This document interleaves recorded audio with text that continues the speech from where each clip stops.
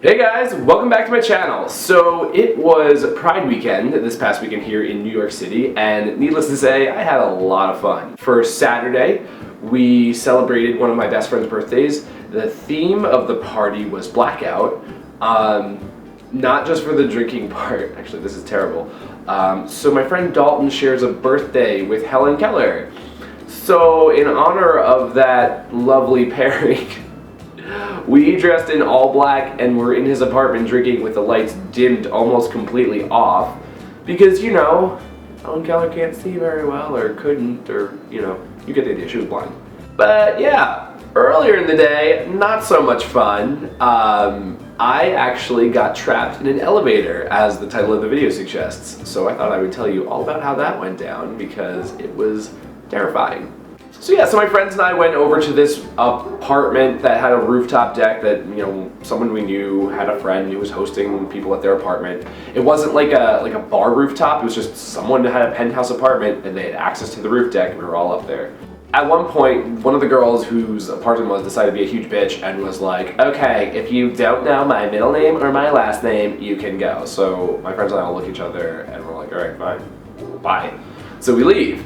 But because we were on the rooftop deck, we had to take an elevator down. So we get to the elevator, and the doors open, and like, to paint the picture, like the elevator had like gray curtains, if you will, around it. Like it was clearly being worked on, like there was construction being done on it. So a bunch of us get in, and because these queens can't wait, people start piling in to the point where we're at like 15 or 16 people. But the doors close and we go down one floor because I guess someone on the next floor down had hit the elevator button. So the door opens and it's clearly full. So you'd think, oh, I see that this elevator is full. No one else should try to get on, right? Wrong. So there was this guy that some of us knew, but like not that well, who decided to push his way on and actually forces off one of our friends because he couldn't fit. And the doors close, and we start to go down again. All of a sudden, it's like, ka-tunk! It stops.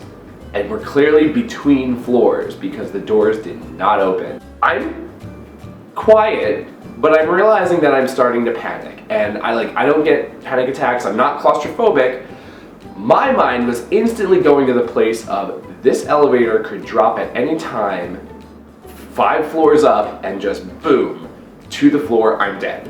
While we're just trying to figure things out, one of our friends had already called 911, thank God he was thinking of that.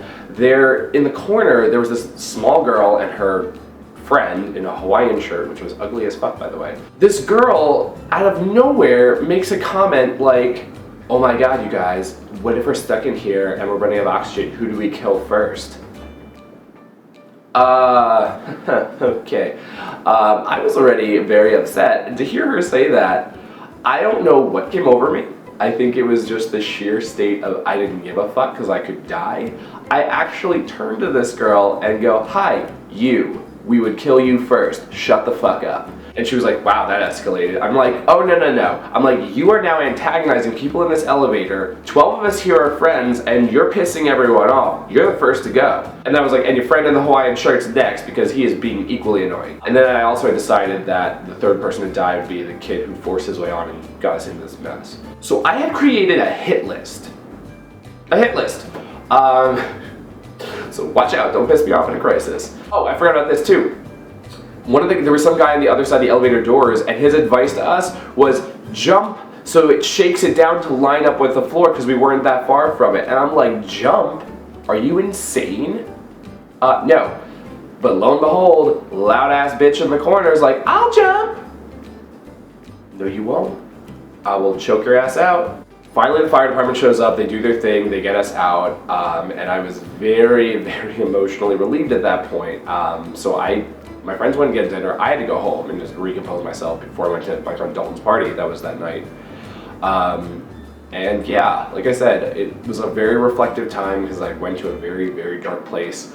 And I also learned that I get aggressive when I'm cornered and scared. So I'm curious to know, how would you guys handle a situation where you were trapped in an elevator with 16 people, it's slowly getting hotter, and you think you could die?